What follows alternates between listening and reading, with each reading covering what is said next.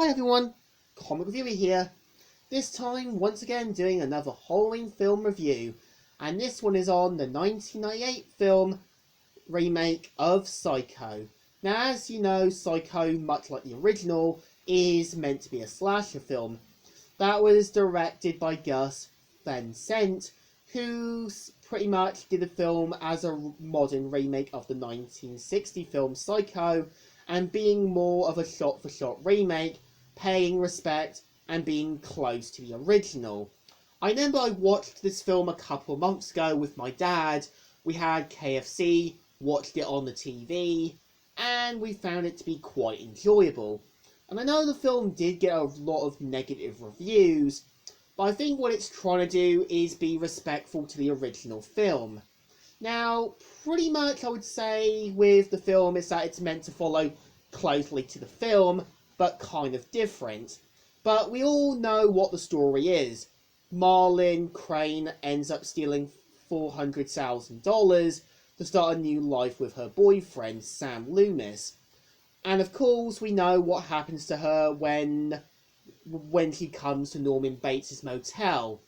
And of course, we kind of see how Marlene's sister Leela and also Marlon's boyfriend Sam Loomis work together to find out what happened to her sister, as well as uncovering something disturbing about Norman Bates. I think what the shot-for-shot remake gets right at is that it's being close to the original. And I would say some of the characters, the casting does work. Like Fence Venyon actually does well as Norman Bates. He keeps true to what the character is. As when Marlon does first meet him, he kind of has this awkward, kind of nerdy persona to him. And I think we've all been there when we've met that guy at a shop or on the street, and they have that kind of more uneasy personality to them. And I also think what makes Anne Heche work as Marlon Crane, she kind of acts like this woman who thinks she has it all, but doesn't really think through her actions. And I think when she does think of the possible consequences, she kind of gives this evil smile, knowing that she's gotten away with murder and thinks she's gotten what she wanted.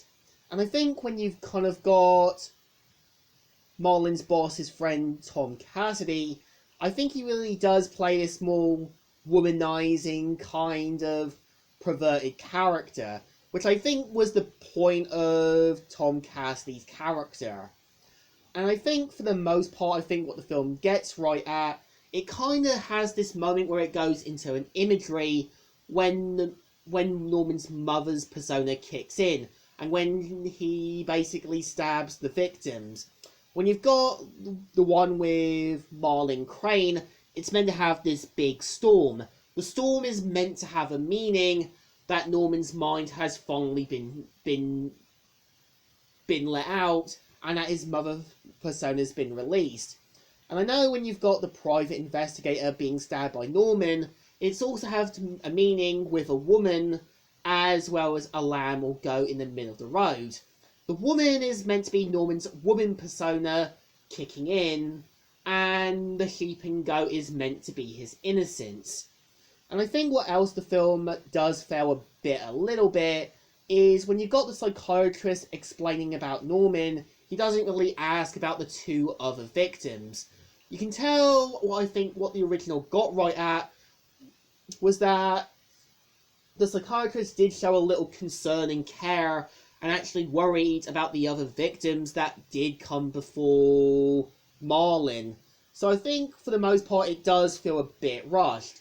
I think what the psychiatrist got right at back in the original, he gave this kind of explaining everything to the audience to what really happened.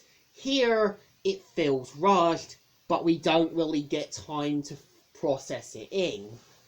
I think as well, what I also think the film does get right at, it also shows other birds in the fruit cellar, showing that Norman keeps them around for his future taxidermies. And I think what also works as well is Norman's mum voice. Like, it really sounds like this really miserable, grumpy old lady, which I think does work. And I think for the most part, I would say the 1998 film Psycho is a hidden gem. It's keeping true to the original, but not really taking more modern updates. You know there's going to be a little more 1960s mixed with the 90s element. So it's basically Gus Van Sant's way of paying respect to the original, but still making it his own. And I think it's the same way looking at the 2012 TMNT cartoon, the 2002 He-Man cartoon, Spectacular Spider-Man, and the 2017 DuckTales reboot. They kept true to the originals, but always made their own takes on things, but still keeping it fresh for a new audience. So I think this film definitely deserves a thumbs up. Still good, and still alright. So, Comic Reviewer here, signing out.